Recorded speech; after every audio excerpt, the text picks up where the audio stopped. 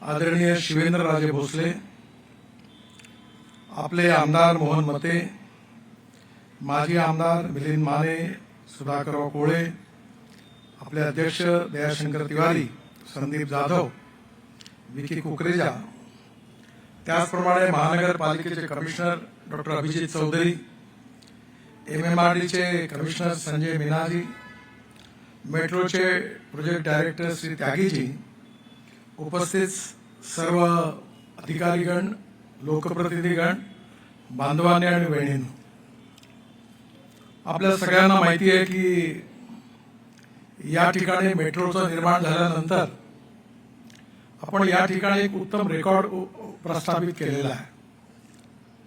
या ठिकाणी संपूर्ण जगामध्ये सगळ्यांना अभिमान वाटावा असं नागपुरात खाली रोड आहे, त्याच्यावरती दिल्ली मुंबई आणि दिल्ली मद्रास आणि मुंबई कलकत्ता या रेल्वे लाईनचा पूल आहे, त्याच्यावरती पुन्हा फ्लायओव्हर आहे आणि त्याच्यावरती मेट्रो आहे. म्हणजे एकाच ठिकाणी 4 लेअर आपण निर्माण केलेले आहेत आणि हा वर्ल्ड रेकॉर्ड करण्याचं भाग्य नागपूर शहराला मिळालं आणि नागपूर मेट्रोने हे उत्तम काम केलं, हे आपल्या सगळ्यांना अतिशय अभिमानाचा विषय आहे. त्यानंतर हे मेट्रो आणि हा रस्ता पूल पूर्ण झाल्यानंतर त्यात अनेक अडचणी आल्यात. विशेषतः जिथून हा पूल सुरू होतो त्या ठिकाणी आपल्याला काही जागा ॲक्वायर्ड करायला लागली आणि ते करण्यामध्ये थोडा उशीर झाल्यामुळे कामालाही पण उशीर झाला. परंतु हे काम झाल्यानंतर हा जुना राष्ट्रीय महामार्ग जो आहे तो 0 मैल पासून तर कामठीच्या ऑटोमोटिव्ह चौकापर्यंत हा रस्ता सध्या अतिशय खराब अवस्थेमध्ये आहे. कामठीच्या ऑटोमोटिव्ह चौकाच्या नंतर बावनकुळे साहेबांच्या मतदार क्षेत्र म्हणजे कामठीमध्ये आपण नागपूर कामठी हा सिमेंट कॉन्क्रीटचा रोड तयार केलेला आहे. पण मेट्रोमुळे त्या ठिकाणी आपल्याला आता बरंच खनन करावं लागलं आणि त्यामुळे पुढे तोही रस्ता चांगला करण्याची गरज पडणार आहे. पण या ठिकाणी हा जो ऑटोमोटिव्ह पर्यंत जो रस्ता आहे हा आता आपण सिमेंट कॉन्क्रीटचा करण्याचं ठरवलेला आहे आणि या रस्त्यावर 25 वर्षात एकही गड्डा पडणार नाही असा चांगला रस्ता आपण बांधणार आहे. विशेषतः या रस्त्याच्या हा एक रस्ता जसा आहे तसा दुसरा रस्ता जो आहे तो पोद्दारेश्वर राम मंदिरापासून पारडीपर्यंतचा आहे, तोही आपण सिमेंट कॉन्क्रीटचा रोड करतोय, त्याचेही आज भूमिपूजन आहे. या 2 रस्त्यांचं काम जे आहे नागपूर शहरातले अतिशय महत्वाचे रस्ते आहेत. या रस्त्यावर कॉन्क्रीटचा रोड बनवत असताना ड्रेनेज सिस्टम चांगली तयार व्हावी, लाईटची व्यवस्था व्हावी, फुटपाथ व्हावी आणि सायकल ट्रॅक व्हावा असाही प्रयत्न आपण करणार आहे. महानगरपालिकेचे कमिशनर या ठिकाणी उपस्थित आहेत. मी त्यांना गमतीने नेहमी विचारतो की तुम्हाला बहुतेक पुढली लोकसभा माझ्या विरुद्ध लढायची असं दिसतंय, कारण त्यांचा एवढा सहृदयी माणूस आमच्या इथे झालाच नाही. कोणत्याही रस्ता किती फुटपाथवर अतिक्रमण करा, तर पद्धती आहे की नेते लोक अतिक्रमण थांबवायचा प्रयत्न करतात आणि अधिकारी काढायचा प्रयत्न करतात, पण इथं उलटा प्रकार आहे. आणि त्यामुळे या सगळ्या रस्त्यावर अतिक्रमण आहे. त्यांना पर्यायी जागा द्यायला आपण इथे बावनकुळे साहेब ऊर्जा मंत्री असताना मार्केट उभं केलेलं आहे. गोल मार्केट स्वच्छ चांगलं करून मोठं उभं करायचं आहे आणि त्या सगळ्यांना आपण पर्यायी जागा देणार आहोत, कोणाचंही नुकसान करणार नाही आहोत. आणि म्हणून यावेळी हे दोन्ही रस्ते होत असताना कमिशनर साहेबांना माझी विनंती आहे की मी CRF मधून पैसा दिलेला आहे. आता यामध्ये नागपूर महानगरपालिकेने रोड प्लॅनर म्हणून एक भोसले आणि दुसरे कोण देसाई, दोघं अतिशय उत्तम चांगलं काम करणारे लोक आणले आणि त्यांच्या सहकार्याने काही रस्त्यांचं डिझाईन त्यांनी तयार केलं. मी मेट्रोला आणि PWला सांगितलं की त्या दोघांची मदत घेऊन प्रत्येक ठिकाणी सिग्नल्स, फुटपाथ, सायकल ट्रॅक असे या रोडचं डिझाईन तुम्ही तयार करा. आवश्यकता आहे की या संदर्भात ज्या लोकांनी अतिक्रमण केलेलं आहे ते काढण्याकरता आणि हा रस्ता मोजण्याची गरज आहे. मी आता या सगळ्या रस्ता जो आहे हा चांगला होत असताना माझं बारकाईने लक्ष आहे आणि बारकाईने लक्ष असल्यामुळे कोणी कुठे किती अतिक्रमण केलं हे मला आता पूर्णपणे माहिती आहे आणि माझ्यावर दबाव टाकणारा कोणी पैदा नाही झाला आहे. कारण मी या जनतेशी प्रामाणिक आहे. ही आपल्या सगळ्यांना चांगली सुविधा प्राप्त झाली पाहिजे. आया बहिणी सुरक्षितपणे फुटपाथवरून चालू शकल्या पाहिजे. ऍक्सिडेंट होता कामा नये. आपल्या जीवाची रक्षा झाली पाहिजे. या दृष्टिकोनातून हे दोन्ही आदर्श रस्ते करण्याकरता महानगरपालिकेने सहकार्य करावं अशी माझी कमिशनर साहेबांना विनंती आहे. त्याचबरोबर या रस्त्यामध्ये एक चुकी राहून गेली. चूक कबूल करायला काही हरकत नाही. जेव्हा हा लिबर्टी समोरचा उड्डाणपूल आपण बांधला तेव्हा आपण समोर उतरल्यानंतर या इकडनं आपण सरळ जाताना त्या ठिकाणी आता जो पुलावरून ट्रॅफिक उतरतो त्याला आणि याच्यात सगळं ते सेंटर चुकलं आपलं. तिथे चुकी झालेली आहे आणि तिथला जो गतिरोध आहे तो दूर करण्याकरता मी सेंट्रल रोड फंडातून भरपूर पैसे मेट्रोला दिलेले आहेत. त्यांनी डिझाईन तयार केलेलं आहे आणि ते डिझाईन फायनल झाल्यानंतर आता या पुलावरून जो मध्ये बंद करतात रस्ता तो बंद करण्याची गरज पडणार नाही आणि तो मार्ग मोकळवून तुम्हाला याच्यातून नक्की मुक्ती मिळेल. आज बावनकुळे साहेब आणि मी ही मीटिंग आटपताना गाडीमध्ये बसून त्यांचे 3 पर्याय त्यांनी जे दिले आहेत ते आजच फायनल करून त्यांच्याकडे देऊ आणि CRF मधून त्यावर आपण पैसे मंजूर केलेले आहेत. त्यानंतर सगळ्यात महत्वाचा रस्ता म्हणजे मे हॉस्पिटल पासून तर भंडारा रोड. कठीण काम आहे. मी खूप अनेक वर्ल्ड रेकॉर्ड झाले. मला अनेक रस्ते करण्याचं सौभाग्य मिळालं. पण हा रस्ता माझ्या घरासमोरचा रस्ता 2 किलोमीटर करायला देखील मी विश्वविक्रम झालेला आहे. आणि हा विश्वविक्रम करण्यामध्ये मला PWD महानगरपालिका यांनी मोलाचं सहकार्य केलेलं आहे आणि कोर्टाने केलेलं आहे. त्यामुळे 12 वर्ष लागले 2 किलोमीटर बांधण्याकरता केळीबाग रोडला. आणि अजून एवढा मोठा रस्ता बांधून लोकांची सोय व्हायची आहे. तिथं पूर्ण अतिक्रमण बाजार भरतो. आता मी तिकडे राहायला जाणार आहे आणि त्यामुळे येणाऱ्या काळात तिथेही मार्केट उभं करून त्यांना पर्याय व्यवस्था देऊन तो रस्ता आपण जसा बांधला तसा शहीद चौकापासून 3 नल चौकापासून पूर्ण रस्ता आपण 4 लेन कॉन्क्रीटचा मंजूर केलेला आहे.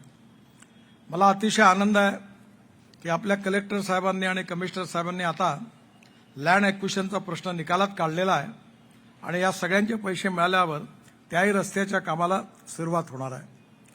त्यामुळे नक्कीच नागपूर शहरामध्ये आराम मिळणार आहे. कमाल टाकी चौकापासून तर दिघोरीपर्यंतचा उत्तम क्वालिटीचा उड्डाणपूल 80% काम पूर्ण झालेलं आहे. या पुलाच्या बरोबरीने कमाल टाकी चौकात आपण मोठं मार्केट उभं करणार आहे आणि ते मार्केट उभं करण्याकरता मी जवळपास 60 कोटी रुपये बहुतेक या महानगरपालिकेला ते मार्केट उभं करण्याकरता दिलेले आहे. त्यामुळे ते जर मार्केट उभं झालं तर या उत्तर नागपूर परिसरामध्ये आपल्या सगळ्यांची मटन मार्केट, मच्छी मार्केट, फ्रूट व्हेजिटेबल मार्केट आणि त्या मार्केटमध्ये स्विमिंग टँक आणि विशेषतः इथल्या गरीब लोकांकरता हेल्थचं मोठं तिथे जिम, सगळ्या प्रकारचं स्पोर्ट्सचं स्टेडियम देखील त्याच्यात ठेवलेलं आहे. त्यामुळे उत्तर नागपूरमध्ये या भागात विशेषतः स्पोर्ट करता क्लब हाऊस सारखी व्यवस्था होणार आहे.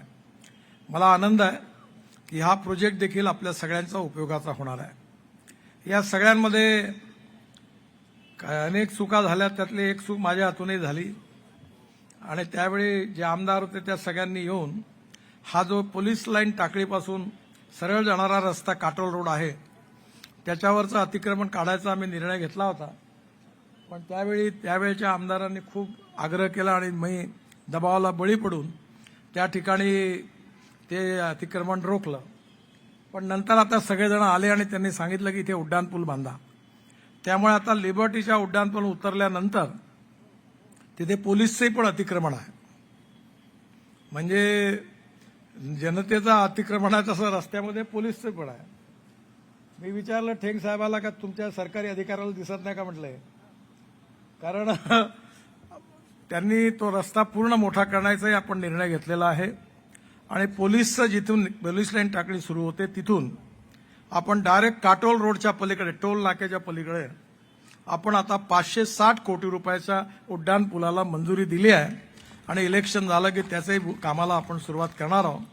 आणि त्याचबरोबर खालचा पूल देखील याच रस्त्यांसारखा कॉन्क्रीट रोड सगळा आणि उत्तम डिझाईन करून फुटपाथ, सायकल ट्रॅक करून तोही करण्याचा आपण निर्णय घेतलेला आहे. म्हणजे या भागामध्ये विशेषतः नागरिकांच्या दृष्टीने उत्तम सुविधा या निमित्ताने मिळणार आहेत. या कामाच्या व्यतिरिक्त आज खूप कामांची भूमिपूजन आहे.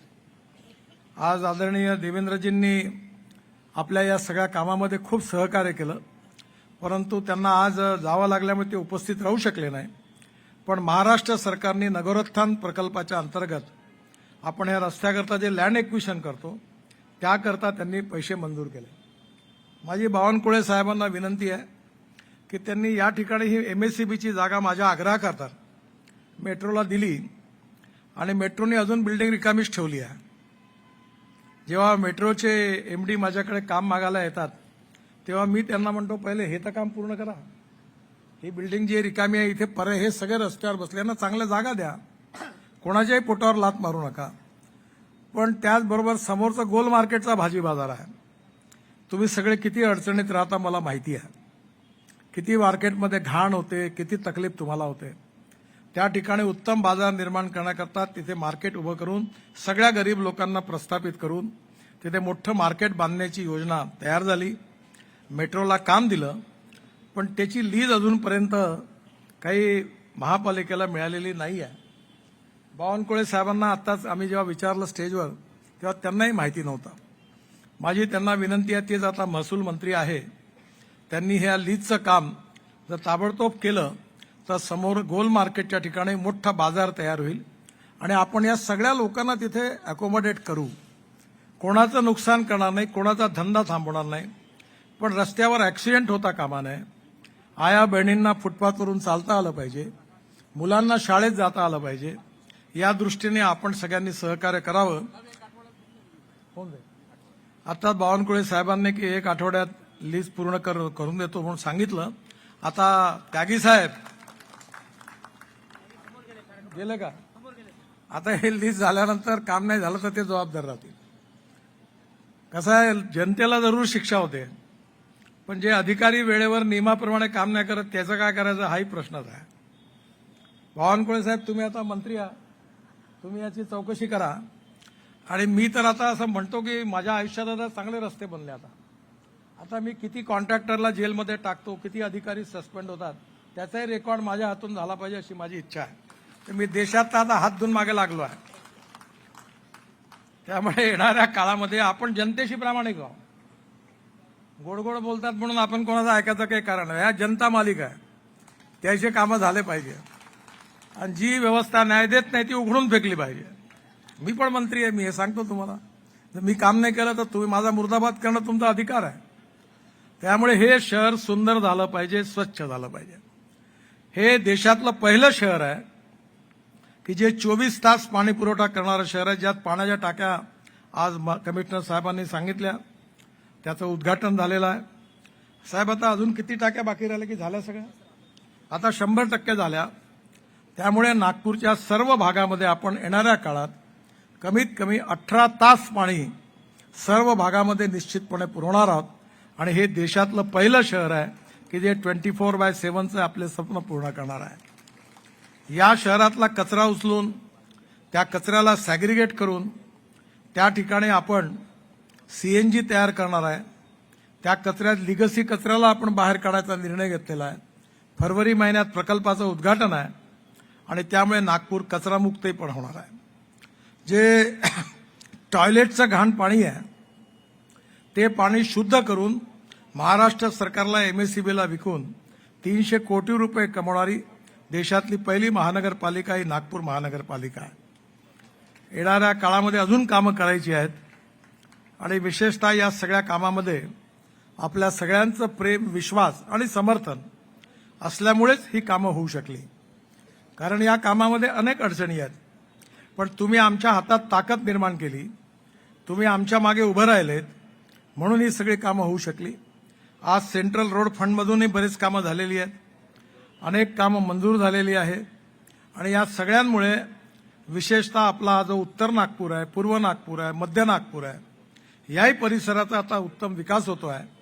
ही आपल्या सगळ्यांकरता अतिशय आनंदाची गोष्ट आहे. पलीकडे आत्ता एका मोठ्या पुलाचं उद्घाटन पण आहे आणि म्हणून जास्त वेळ न घेता आपल्या भागातले जे प्रश्न आहेत हे यशस्वीपणे सुटलेले आहेत. गणपतीच्या बाबतीमध्ये कमिशनर साहेबांनी सांगितलं की पर्यावरणाच्या दृष्टीने त्यांनी टाक्या बांधून त्याची व्यवस्था केली उत्तम सुरुवात झाली. आपल्याला नागपूर शहर प्रदूषणमुक्तही करायचं आहे आणि या ऑरेंज सिटीला देशातलं सगळ्यात सुंदर आणि स्वच्छ शहर म्हणून तयार करायचं आहे. आपल्या अजनी आणि दोन्ही मेन रेल्वे स्टेशनच्या कामाची जोरात सुरुवात आहे. लवकरच भारत सरकारच्या वतीने आपण ते स्टेशन पूर्ण करणार आहोत. 5 स्टार सारखे स्टेशन तयार होणार आहे. आपला एअरपोर्ट नवीन मंजूर झालेला आहे, त्याचंही काम आता लवकरच सुरू होणार आहे. नागपूर शहरातली मेट्रो आता कामठीपर्यंत कनानपर्यंत गेली आहे. इकडे मेट्रो बुटीबोरीपर्यंत गेलेली आहे. त्याचबरोबर नागपुरात पहिल्यांदी फ्लॅश चार्जिंग बस पण आता आपण लवकरच सुरू करणार आहे.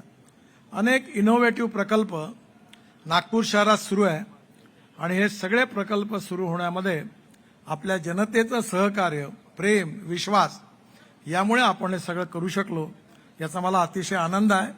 कुठल्याही प्रकल्पामध्ये कोणालाही आपण उद्ध्वस्त करणार नाही, सगळ्यांना पर्यायी जागा देऊन त्यांच्या पोटावर लाथ मारणार नाही, पण त्याचबरोबर हे शहर सुंदर स्वच्छ करण्याकरता जनतेने सहकार्य करावं अशी माझी विनंती आहे. पुन्हा एकदा महानगरपालिकेच्या आयुक्तांना, NITच्या चेअरमनला, या दोघांनाही पण त्यांनी आज अनेक प्रकल्प आपल्याला दिले याबद्दल धन्यवाद देतो आणि आपल्या सगळ्यांना शुभेच्छा देऊन मी माझं बोलणं संपवतो. धन्यवाद. नमस्कार. मनापासून धन्यवाद साहेब. आणि